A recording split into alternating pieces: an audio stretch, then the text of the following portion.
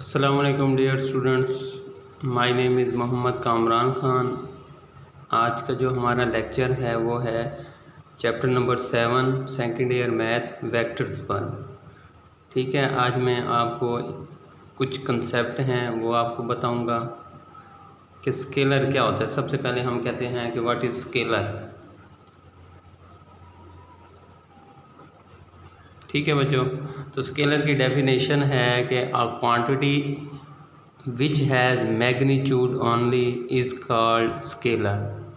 ठीक है, जिसमें सिर्फ मैग्नीट्यूड हो, कोई डायरेक्शन नहीं है। For example time, age, length, area, volume, distance, speed, work, heat, इन सब के लिए मुझे डायरेक्शन की ज़रूरत नहीं होती है। तो ये सारी चीज़ें क्या हैं, स्केलर हैं। ठीक है बच्चों, नेक्स्ट हमारा आ जाता है वेक्टर। वेक्टर क्या होता है? हाँ जी, उसकी डेफिनेशन है कि a quantity which has both magnitude and direction is called vector. For example velocity, displacement, acceleration, force. ठीक है, ये सारी क्या हैं, वेक्टर हैं। अब कहते हैं वेक्टर क्वांटिटी को इज़ डिनोटेड बाय। वेक्टर को हम 3 तरीक़ों से डिनोट कर सकते हैं। फॉर एग्जांपल कैसे, मैं कहता हूँ कि ये है v, कोई वेक्टर है तो उसको मैं किस तरह लिखूँगा, ये ऊपर एरो का साइन, ज़्यादातर हम इसी को यूज़ करेंगे। दूसरा है कि हम v लिख के नीचे लाइन लगा देते हैं, और तीसरा है कि इसको बोल्ड करके लिखेंगे हम। ठीक है, तो वेक्टर को लिखने के 3 तरीके हैं, वेक्टर को डिनोट करने के 3 तरीके हैं, दिस, दिस एंड दिस। ठीक है, अब वेक्टर को लिखने के 3 तरीके हैं। मसलन v कोई वेक्टर है, ठीक है जी, v एक वेक्टर है, तो मैं उसको किस तरह लिखता हूँ, 2, 3। ये एक वेक्टर को लिखने का तरीका है।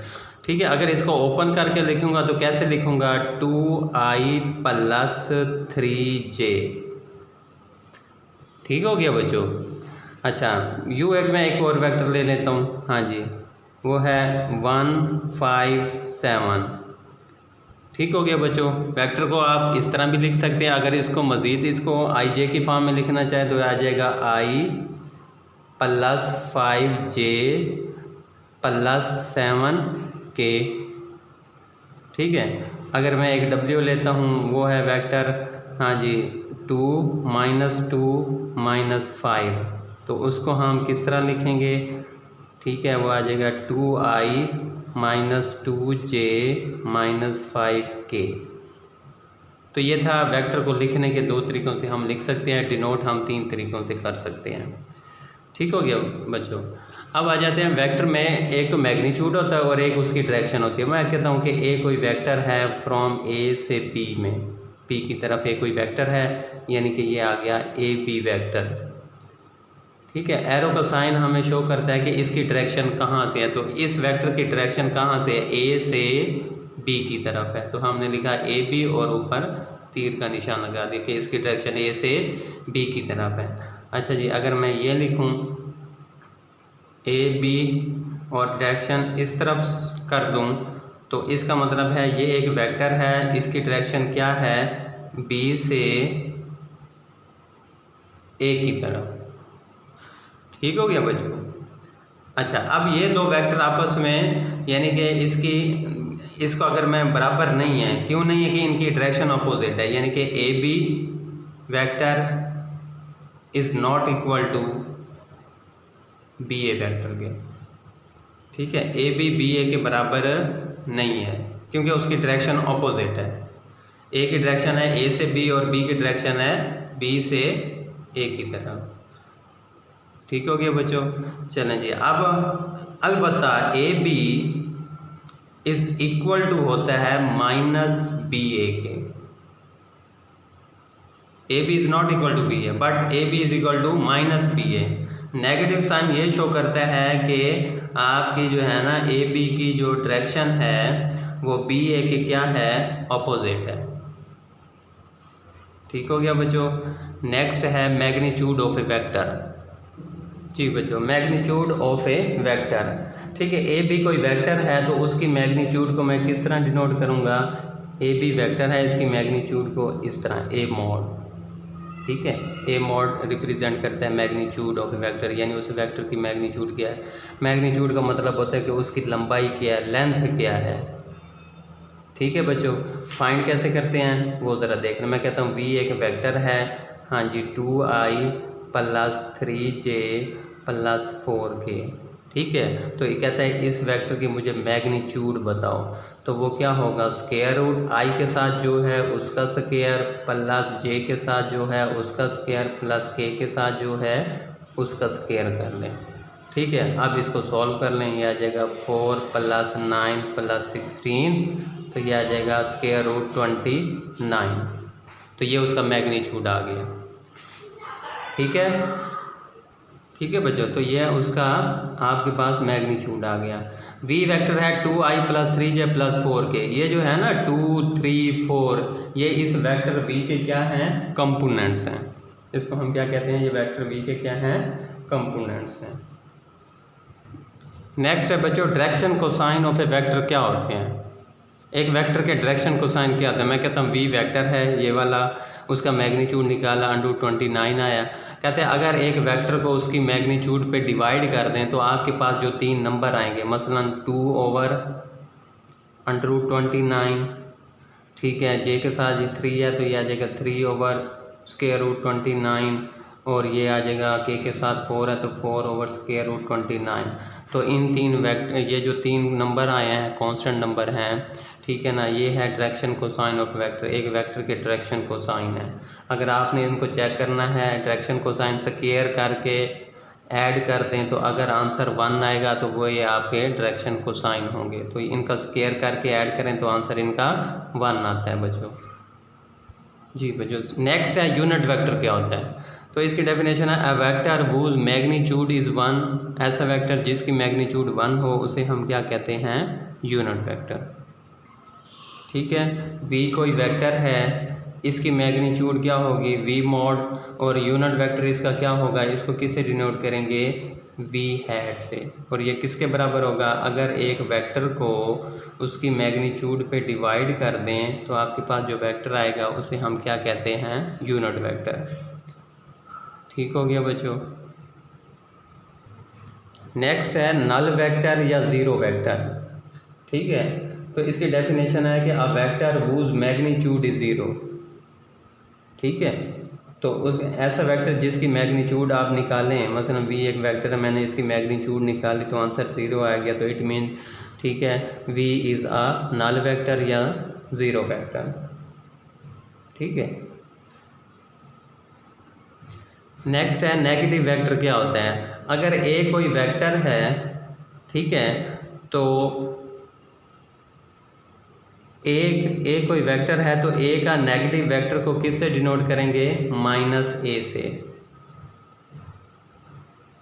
जी बच्चों, क्या क्या मैंने कि ए कोई वेक्टर है तो ए का नेगेटिव वेक्टर को किससे डिनोट करते हैं, -a is called negative vector of A, ठीक है।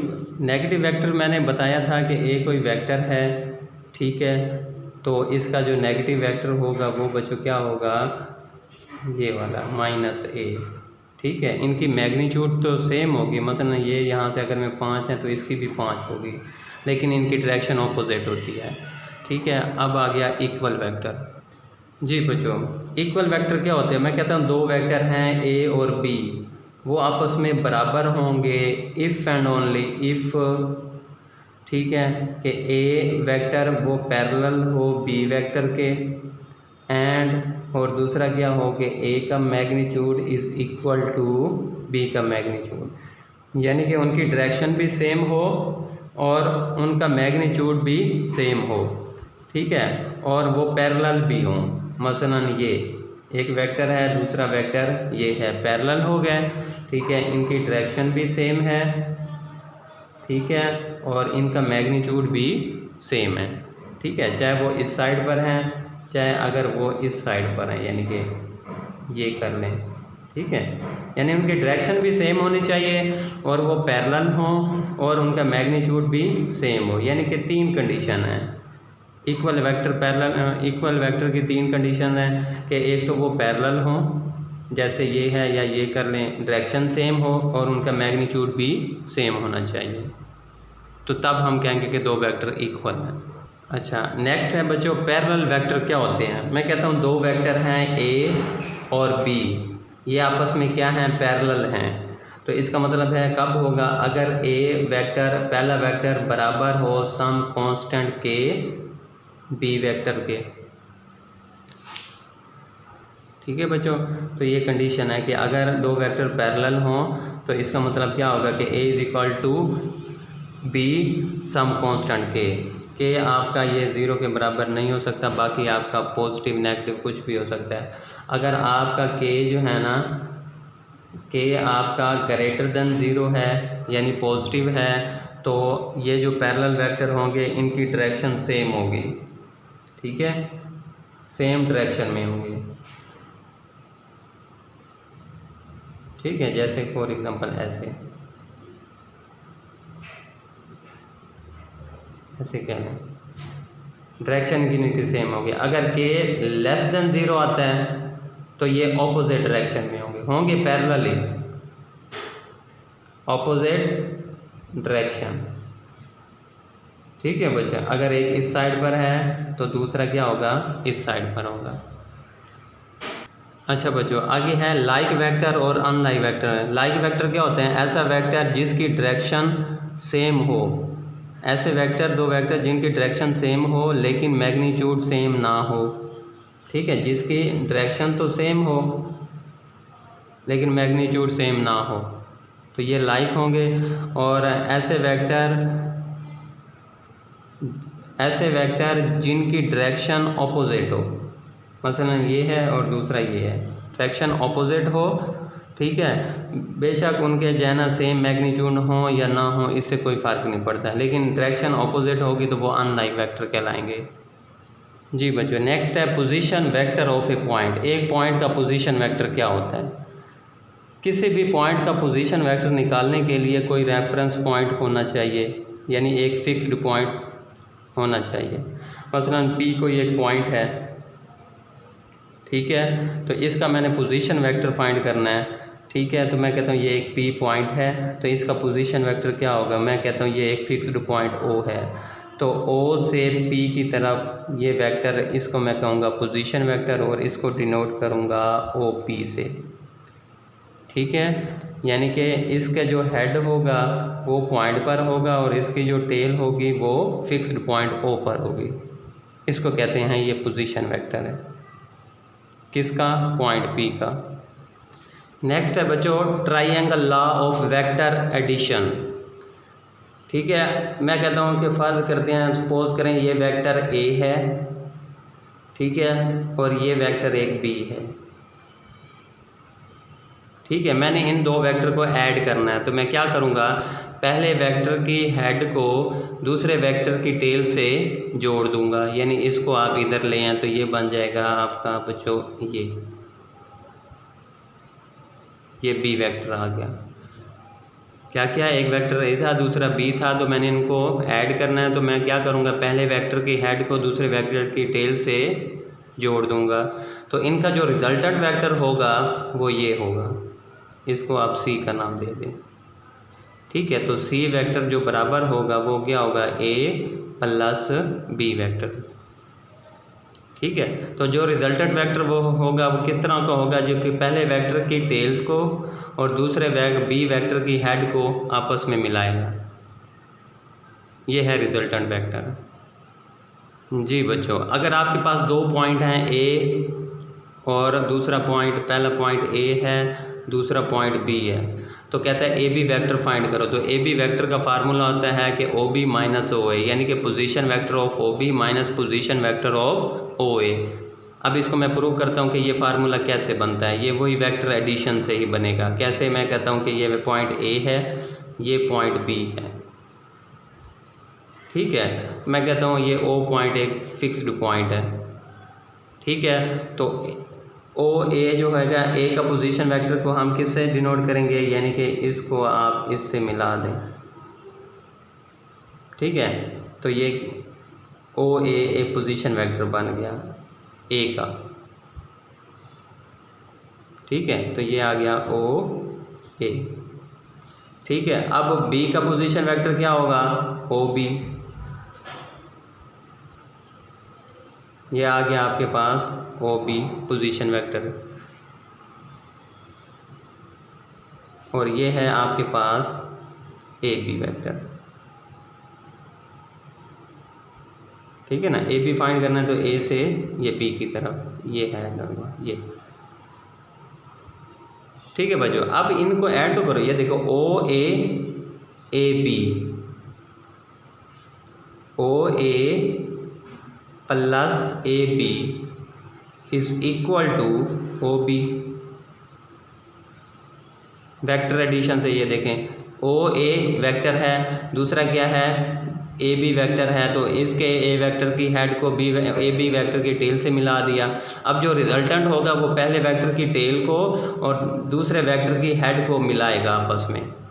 तो ये देखें, ये OB है, इन दोनों का क्या है, ये दिस और दिस का रिजल्टेंट OB है। अच्छा, मुझे AB चाहिए, तो AB इज इक्वल टू क्या होगा, OB माइनस OA। चलें बच्चों, अच्छा मैं कहता हूँ ये एक ट्राइंगल है। ठीक है बच्चों, ये A है, ये B है और ये C है। ठीक है, तो हमने ये पढ़ा हुआ है कि एक ट्राइंगल की तीनों साइडों का सम जो होता है ना वो 0 होता है। क्या मतलब, AB यानी कि ये AB प्लस BC यानी कि B से C प्लस CA यानी C से A इज इक्वल टू क्या होता है, 0। कि ट्राइंगल की तीनों साइडों का जो सम होता है ना वो 0 होता है। ये क्वेश्चन भी आएंगे इस तरह के, तो इसको भी हम लॉ ऑफ वेक्टर एडिशन से हम प्रूव कर सकते हैं। कैसे, मैं कहता हूँ ये देखो AB, हाँ जी इसको हम प्रूव करने लगे हैं। हाँ जी, AB प्लस BC। अच्छा, इन दोनों का रिजल्टेंट क्या होगा, अगर मैं ये कहूँ, ये देखो ये A है, ये A से B है और ये C है। ठीक है, AB प्लस BC, इनका जो रिजल्टेंट होगा वो क्या होगा बच्चों, AC होगा। क्या होगा इनका रिजल्टेंट, AC, क्योंकि ये देखो दिस और इनका जो रिजल्टेंट होगा वो क्या होगा, पहले वेक्टर की टेल को दूसरे वेक्टर की हेड से मिलाता है, ये रिजल्टेंट होता है। तो इनका रिजल्टेंट है AC। तो वही कहा है AB और BC का रिजल्टेंट क्या है, इज इक्वल टू AC। ठीक हो गया बच्चों। अच्छा जी, अब मैं AB plus BC is equal to, अच्छा इनकी डायरेक्शन चेंज कर दो, मैं कहता हूँ CA कर देता हूँ, CA कर देता हूँ, जो हमें पता है जब हम डायरेक्शन चेंज करते हैं तो बाहर माइनस आ जाता है। ठीक है, अब इसको उठा के इधर ले आए तो ये बन जाएगा AB plus BC plus CA is equal to 0। तो प्रूव हो गया कि एक ट्राइंगल की तीनों साइडों का सम जो होता है ना वो क्या होता है, आपका 0 होता है। अच्छा बच्चों, अब कहते हैं दो वेक्टर को ऐड कैसे करते हैं, तो याद रखना बच्चों, दो वेक्टर को ऐड किस तरह करते हैं, I वाला कंपोनेंट I में ऐड होगा, J वाला J में होगा, K वाला कंपोनेंट K में ऐड होगा। ये क्वेश्चन आएंगे, इसको सॉल्व करेंगे कि दो वेक्टर को ऐड करो। अगर U कोई वेक्टर है, ठीक है ना, 2I प्लस 3J, तो अगर मैंने करना है 5U, तो इसका मतलब है 5 को पूरे वेक्टर से मल्टीप्लाई कर दूंगा। ठीक है, तो ये आ जाएगा 10I प्लस 15J। ठीक है, अब अगर दो वेक्टर को सब्ट्रैक्ट करना है तो I वाला कंपोनेंट I में से माइनस होगा, J वाला J में से और K वाला कंपोनेंट K में से माइनस होगा। अच्छा बच्चों, ये कहता हूँ मैं कोई एक पैरेललोग्राम है। ठीक है बच्चों, ABCD इज़ अ पैरेललोग्राम। अगर ABC पैरेललोग्राम है तो A से B की जो है वो इज इक्वल टू क्या होगा, DC, इसके इक्वल होगा, यानी AB is equal to DC। Direction change नहीं करनी, अगर AB है तो इधर DC होगा, ये नहीं होगा कि आगे इधर डायरेक्शन CD के, नहीं। और BC इज इक्वल टू किसके होगा, AD के, क्योंकि यहाँ से ये जा रहा है, डायरेक्शन सेम रखनी है, तो ये BC is equal to AD। ये मैंने इसलिए बताया क्योंकि आगे हम जब क्वेश्चन करेंगे एक्सरसाइज के तो उसमें ये पैरेललोग्राम कहते हैं, अगर एक पैरेललोग्राम हो तो ये चीज़ें आपस में बराबर होती हैं। ठीक हो गया बच्चों, ये मैं आपको फार्मूले बता रहा हूँ ताकि आपका चैप्टर आसान हो जाए, चैप्टर नंबर 7 जब सॉल्व करेंगे। चलें बच्चों, अब है नेक्स्ट, दो वेक्टर का डॉट प्रोडक्ट कैसे फाइंड करना है, यानी कि u डॉट v क्या होगा। ये बराबर होता है u का मैग्नीट्यूड v का magnitude cause of angle between u and v, यानी कि अगर ये u है और ये वेक्टर v है, ठीक हो गया बच्चों, तो इनके दरमियान जो एंगल थीटा है ये वो वाला होगा। तो दो वेक्टर का डॉट प्रोडक्ट होता है u डॉट v, u का मैग्नीट्यूड v का magnitude cause of angle between u and v। अगर यहाँ से मैं कॉस थीटा निकालूँ तो वो बनेगा u dot v over u magnitude into v magnitude. अच्छा बच्चों, एक और बात, अगर u और v आपस में परपेंडिकुलर वेक्टर हैं, ये u है और ये आपका बच्चों क्या है v है, और ये दोनों परपेंडिकुलर हैं यानी कि 90 का एंगल बना रहे हैं, थीटा इज इक्वल टू 90। ठीक है, तो cos 90 क्या होगा, जब इधर पुट करेंगे तो cos 90 तो ज़ीरो। ठीक है, तो अब क्या पता है यहाँ से क्या रिजल्ट निकला, अगर दो वेक्टर परपेंडिकुलर हों तो उनका जो डॉट प्रोडक्ट होता है ना वो ज़ीरो होता है। याद रखिएगा, ये रिज़ल्ट है, पेपर क्वेश्चन में हम यूज़ करेंगे कि अगर दो वेक्टर परपेंडिकुलर हों तो उनका डॉट प्रोडक्ट क्या होता है, ज़ीरो। चलें जी, पेपर एक्सरसाइज जब करेंगे तो उसमें एक क्वेश्चन आएगा कि एक projection of A along B find करो, तो उसका फार्मूला देख लें कि projection of A along B, कि ए का प्रोजेक्शन बी के अलोंग क्या होगा। तो जिसका प्रोजेक्शन होगा वो आएगा वेक्टर, जिसके अलोंग होगा डॉट उसका यूनिट वेक्टर। ठीक हो गया, जिसका प्रोजेक्शन होगा वो वेक्टर, डॉट जिसके अलोंग होगा उसका यूनिट वेक्टर। ठीक है, और यूनिट वेक्टर आप इसको इस तरह भी लिख सकते हैं कि ए डॉट, हाँ जी, unit vector over its magnitude. ये आप इसको बेशक ऐसे भी लिख सकते हैं, इस तरह करके। ठीक हो गया बच्चों। चलें बच्चों, नेक्स्ट है एरिया ऑफ ट्राइंगल। क्वेश्चन में पूछेंगे आपके find the area of triangle, आपको तीन उसके वर्टिसेस दे गया। तो एरिया ऑफ ट्राइंगल ABC का फार्मूला होगा 1/2 A से B क्रॉस A से C उसका मॉड यानी मैग्नीट्यूड, यानी A से B जाएंगे फिर A से ही C जाएंगे। ठीक हो गया बच्चों, A से B क्रॉस A से C का मैग्नीट्यूड। अच्छा जी, अब बच्चों ये है क्रॉस, इसको कहते हैं क्रॉस प्रोडक्ट। दो वेक्टर का क्रॉस प्रोडक्ट क्या होता है, u और v का। तो u क्रॉस v, ये है u और v का क्रॉस प्रोडक्ट। ये किसके इक्वल होता है, u का मैग्नीट्यूड v का magnitude sine of angle between u and v और n हेड उसकी डायरेक्शन, यानी कि ये है आपका u और ये v और ये एंगल थीटा। यानी क्रॉस प्रोडक्ट होता है u का मैग्नीट्यूड v का magnitude sine of angle theta और इंटू n हेड। ठीक है बच्चों, अगर मैं दोनों तरफ मैग्नीट्यूड ले लूँ इधर भी इधर, तो ये n हेड 1 हो जाएगा। तो यहाँ से मेरे पास फार्मूला बन जाएगा sine theta is equal to u cross v का magnitude over u magnitude v magnitude. ठीक है, जब दोनों तरफ हम मैग्नीट्यूड लेंगे तो ये n मैग्नीट्यूड ये 1 हो जाएगा। तो ये फार्मूला आ गया, ये हम क्वेश्चन, इससे हम क्वेश्चन सॉल्व करेंगे। ठीक हो गया बच्चों। अच्छा, एक छोटा सा रिज़ल्ट और है कि अगर दो वेक्टर पैरेलल हों, u और v वेक्टर पैरेलल है तो इनके दरमियान जो एंगल बनेगा वो ज़ीरो बनेगा। जब इधर पुट करेंगे साइन ज़ीरो, तो वो साइन ज़ीरो क्या होता है, ज़ीरो। तो यहाँ से आपको एक छोटा सा रिज़ल्ट निकल आया कि अगर दो वेक्टर पैरेलल हों तो उनका जो क्रॉस प्रोडक्ट होता है ना वो ज़ीरो होता है। अगर दो वेक्टर पैरेलल हैं तो उनका क्रॉस प्रोडक्ट बच्चों क्या होगा, ज़ीरो होगा। ठीक है, तो ये कुछ फार्मूलाज मैंने आपको बताया जिससे हमारा चैप्टर नंबर 7 सॉल्व हो जाएगा। ठीक है, कुछ मज़ीद फार्मूलाज हैं वो जब हम एक्सरसाइज करेंगे तो तब हम उनको सॉल्व करेंगे, वहाँ उनको देखेंगे कि हाँ जी ये क्या फार्मूलाज हैं। ठीक है बच्चों, अपना बहुत सा ख्याल रखिएगा।